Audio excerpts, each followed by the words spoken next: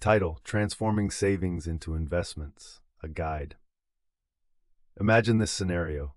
You've taken the step toward financial responsibility and started saving money consistently. Every month, you put away a little cash into your savings account, perhaps $100 here, $200 there. This decision fills you with a sense of responsibility, discipline, and financial maturity. But then, as you check your banking app one day, you notice something peculiar. Your savings account balance has reached $10,000, yet it's only earning an interest rate of 0.5%. That translates to a mere $50 gain over a whole year. Meanwhile, there's ongoing chatter about investing, about stocks, index funds, and the magic of compound growth. You begin to question, am I approaching this the wrong way? Saving is wise, but alone it doesn't typically build substantial wealth. Many individuals find themselves at this crossroads, recognizing the importance of saving, but unsure how to move towards investing. In this documentary, we're going to meticulously outline the process to shift from saving to investing, minimizing any feelings of being overwhelmed or compromising your financial security. My name is Jack. If you're someone who has accumulated savings but is uncertain how to start investing, don't forget to subscribe and like this video. Let's begin with something that might seem radical. Saving money by itself is unlikely to make you wealthy. Sure, saving is crucial, but it's merely the initial stage of the journey. Here's the reality. While savings help preserve your capital, investments are needed to foster growth, serving distinct purposes. Consider the numbers. If you save $10,000 in a standard savings account with a 1% interest rate, at the end of the year, you'd have $10,100.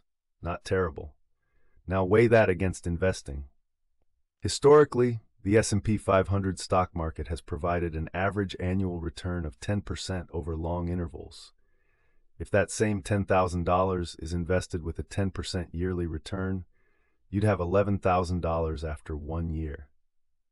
The difference might seem minor initially, but this is where the concept of compounding truly shines. After 20 years, saving at a 1% rate would leave you with about $12,200, whereas investing at 10% could grow to approximately $67,000. The same initial amount, drastically different results. And here lies the fascinating part. The largest wealth disparity is usually not between those who save and those who spend, but between those who save and those who invest. Yet many people find it challenging to make this transition. And often, it's not due to mathematics, but psychology. Saving feels secure. Investing feels fraught with risk. Money in a savings account remains stable.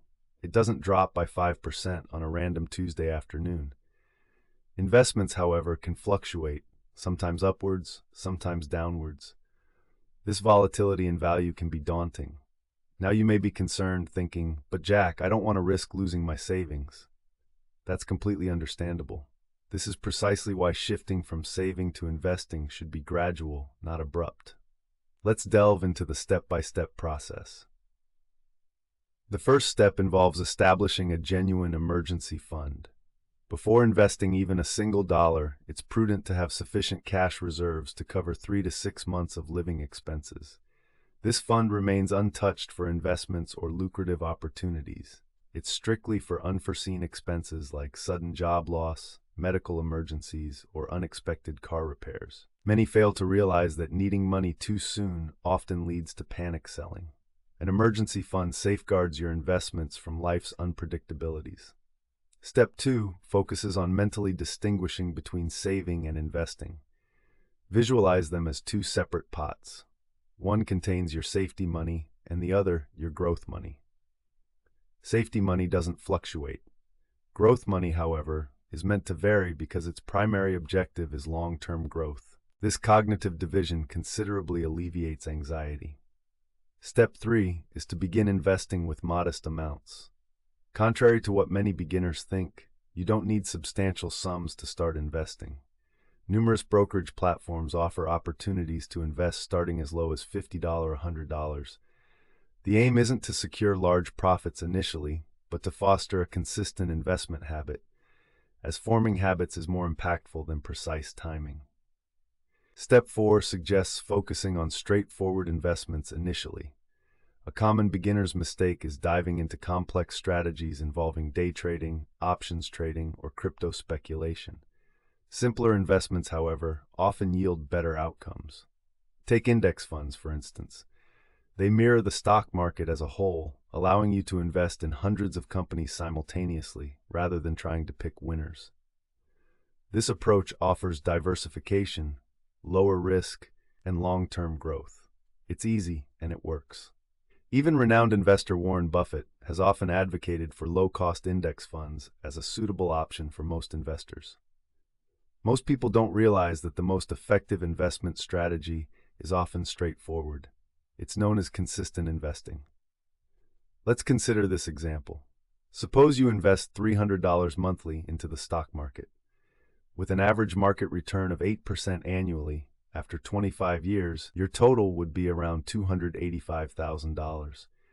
Astoundingly, you'd have only contributed $90,000. The additional $195,000 would come from investment growth, showcasing the power of compounding. However, psychological resilience is crucial because investing can initially feel troubling. Markets can dip, news cycles can seem alarming. This is where investor discipline distinguishes itself from speculative behavior. To draw an analogy, saving money resembles storing seeds in a jar. They are protected, but dormant. Investing, on the other hand, is like sowing those seeds into the ground. Initially, it's disorderly, with no immediate results. But with time, they flourish, eventually growing into something far more substantial than the seeds you started with. You might question, what if I invest and the market crashes? A very valid concern. Market crashes are part of the natural cycle, having occurred frequently throughout history. The crucial point to grasp is this: long-term investors often gain advantages from downturns. When markets decline, your ongoing investments acquire more shares at reduced prices, potentially leading to superior returns when markets recuperate. This is why seasoned investors remain calm amidst market volatility. They maintain a long-term perspective, thinking in terms of decades, not days. To wrap up the transformative process, initially, establish a 3 to 6 month emergency fund. Next, separate your finances into secure and growth-oriented funds. Begin investing in small, consistent increments. Concentrate on straightforward long-term investments like index funds. Finally, exercise discipline and allow time for compounding to operate effectively. Here's an essential insight people often realize. It's saving that provides stability, but investing that offers freedom. By combining both strategies early, you enhance the potential for a robust financial future. If this guide has helped clarify how to transition from saving to investing, remember to subscribe. And I'm intrigued. Are you currently in the saving stage, or have you begun investing? Share your experience in the comments. Because it's the shift from saving to investing that truly sets your money in motion, working efficiently for you.